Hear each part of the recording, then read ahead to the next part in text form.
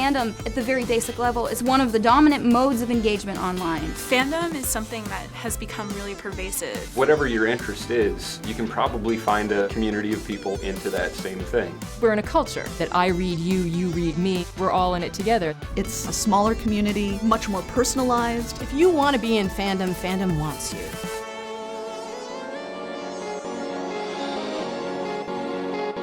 Fandom is saying that I really like a much more active participation with my culture, that I don't just see a movie and walk away from it, but I want to discuss it afterwards. I want to write stories about it. I want to draw fan art. What we've had is a kind of aberrational 100 years of mass media culture where the idea of how to enjoy stories has become really passive, and that fan culture and the internet is a return to the kind of previous culture that you saw going through the end of the 19th century, where people retold stories to each other because there was no mass media.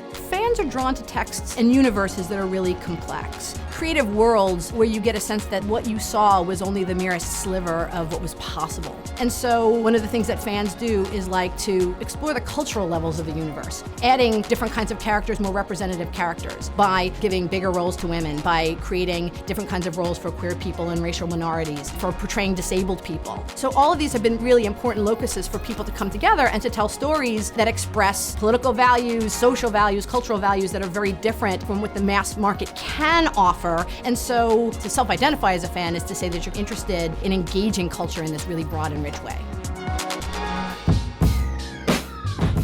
Bronies are male fans of My Little Pony, Friendship is Magic. Generally between the ages of 16 to 25. And they fiercely love the show. For a man in today's society to tell someone you're a fan of My Little Pony, a lot of times they might cock their head a little bit and be like, well, what's wrong with you? One of the most appealing things is how much it directly challenges our heteronormative expectations of what it means to be a man. The bronies that I've encountered in real life have mostly been completely earnest, more than ready and willing to talk about their favorite episode, their favorite pony. They want a bro hoof and they want to welcome you to the herd. Men traditionally have certain societal expectations, and really that comes down to a larger problem with homophobia. Andrew WK's on your side, you're still masculine. I mean, who doesn't want to imagine a world with magic and happiness and awesome flying ponies?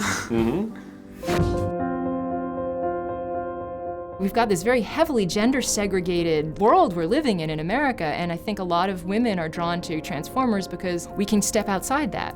I write almost entirely in the Transformers fandom. Our canon has one gender. There is one female character that makes everybody who's not female some sort of gendered other, and I like exploring the idea of what does it mean if you are free of those dynamics that we see so often, like heteronormative. This is sort of a chance to push back against that. You can play around with that idea of who is the receptive one, and is that really feminized in any way? Or is the one who's using the male analog part, is that the male? Is that the sort of top emotionally in the relationship?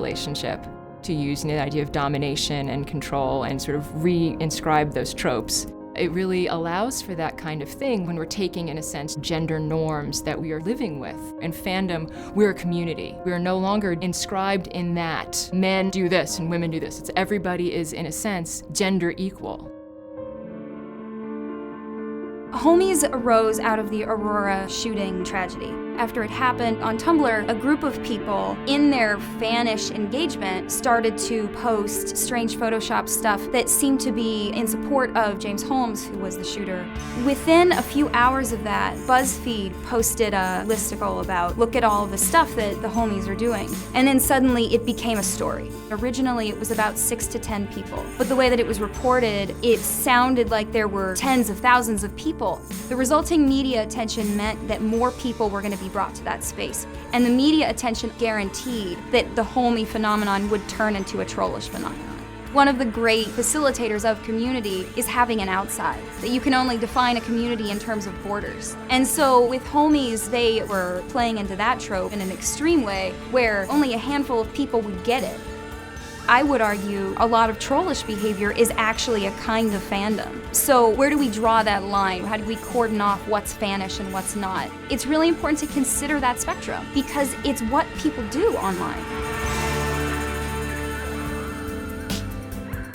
Most corporations want to do a kind of branding. They don't want anybody to think about their product in a way that doesn't fit with their take on their product. The fan fiction that they are objecting to the most is the fan fiction that is most protected under law because it's the most transformative. It's a specific part of copyright, which basically says that even though somebody has the right to control their intellectual property, the rest of us have certain rights to respond to that.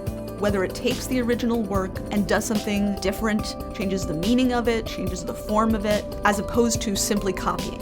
Most fanfic writers are not actually interested in going commercial. They want to share their work for pleasure with other fans, and that's the amazing thing that we want to protect.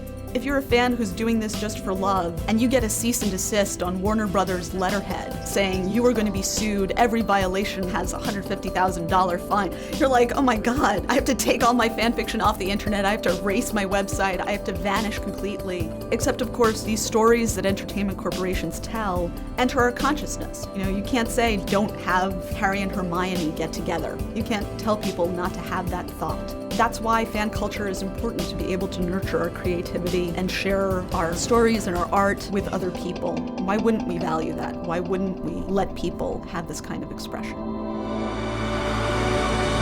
Fan culture really depends both on free speech and fair use. And free speech means sometimes taking speech that you don't like. It challenges people's expectations of what they consider to be acceptable in society. Here is this space where the rules are different. The world is very different than the world I live in, and there are set rules and there are set characters, and we relate to each other on a different level. And it's something that someone can switch between different fandoms, different communities, different platforms. It lets many more people have a voice, and it lets many people tell stories that would otherwise not get heard.